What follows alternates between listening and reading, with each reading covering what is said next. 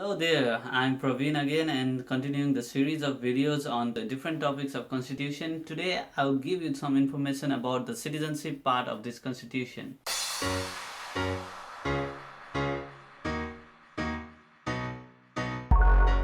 Citizenship is a very sensitive issue. Different kind of social, cultural and emotional values are attached with nationality of a country. Different country adopts different kind of citizenship law. Looking into all the countries, there are mainly two kinds of basis for citizenship. They are called citizenship by birth, or in Latin it's called jus soli, and the another one is citizenship by blood. In Latin it's called jus sanguinis. Let's see which country adopts which kind of citizenship. Talking about the region around Nepal, also known as SAARC, all of the country adopts citizenship by blood. That is, one cannot simply get a citizenship by just being born in that country. Looking further away into other countries, we can see that some of the countries has adopted citizenship by birth. For example, US adopts a citizenship by birth. That is, one will get citizenship if he is born in US, regardless of what their parents are. Similarly, UK and Australia also has citizenship by birth, but they have some restriction, like one of the parents should either be a citizen or a permanent resident of that country. So comparing to this, Nepal has followed the trend of its own region and it has decided that it will have a citizenship by blood. So what it means is that to be a citizen of Nepal, one of its parents must be a Nepali citizen.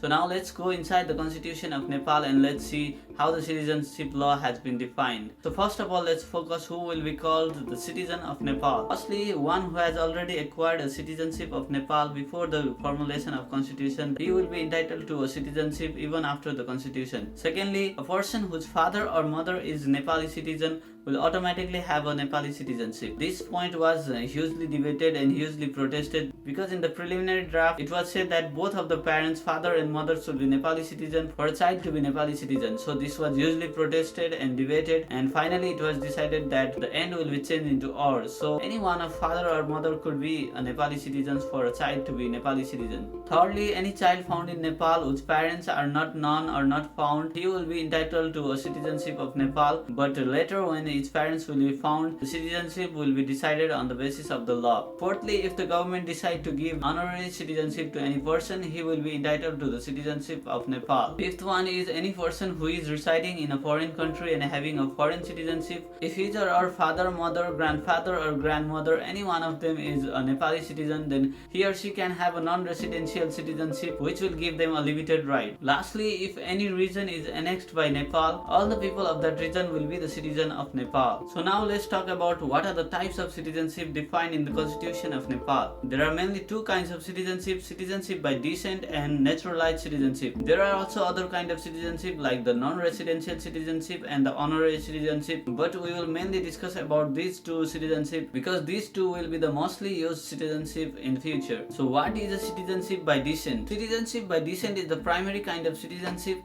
To hold a big position like President, Prime Minister, Speaker of the House, Chairperson of the National Assembly, Chief Minister of the province, Head of the province, and the Chief of the security bodies, one must have a citizenship by descent. But there is a way around. For naturalized citizen, one must stay in Nepal permanently for 10 years to be eligible for this major post. And if any foreign female is married to Nepali male, she must reside in Nepal for at least 5 years to be eligible for this major post. So who gets this citizenship by descent? Firstly, if anyone of father or mother is a Nepali citizen, the child will get a citizenship by descent. This is the fundamental principle, but in the later clauses it is said that if a Nepali woman is married to a foreign male, their children will get naturalized citizenship if he or she is permanently living in Nepal and hasn't adopted citizenship of any other country. So basically we can say that to get a citizenship by descent, father must be a Nepali citizen. But if the child wants to get a citizenship by descent, the father must get the citizenship of Nepal when the child reaches the age where he is eligible to acquire the citizenship. And the other one is, for every child found in Nepal whose parents are unknown, they will get a citizenship by descent. And the third kind is, if the mother is Nepali and the details of father are not known, the child will get a citizenship of descent until the father is found. And later, if the father is found to be a foreigner, his or her citizenship will be converted to a naturalized citizenship. So this is all about the citizenship by descent. And now let's look into the second type of citizenship, that is the naturalized citizenship. As we have already discussed, the naturalized citizen will not be eligible for the major posts that we mentioned before, but they can stay permanently in Nepal for 10 years and can be eligible for that one. So basically every Nepali citizen have the right to fight for this post, but they have to prove their worth by living in Nepal for at least 10 years. And in case of married foreign women, they can live in Nepal for 5 years and they can be eligible for this post. So who gets this naturalized citizenship? Firstly, any foreign woman married to a Nepali man can apply for the citizenship of Nepal and can get a naturalized citizenship. Secondly, a child whose father is a foreign citizen and mother is Nepali citizen, he will get a naturalized citizenship if he lives in Nepal and hasn't acquired citizenship of any other country. And the next kind is, if one doesn't match any criteria of this constitution, the government can give them a naturalized citizenship based on the principle of this constitution. So these are the main two types of the citizenship, but there are other kinds of citizenship. One of the important one is the non-residential citizenship. This kind of citizenship will give non-residential Nepali social, economic and cultural rights, so they can do business in Nepal, they can invest in Nepal, they can help in development of Nepal. To get this kind of citizenship, one of their parents or grandparents must be a Nepali citizen. Lastly, there is an honorary citizenship.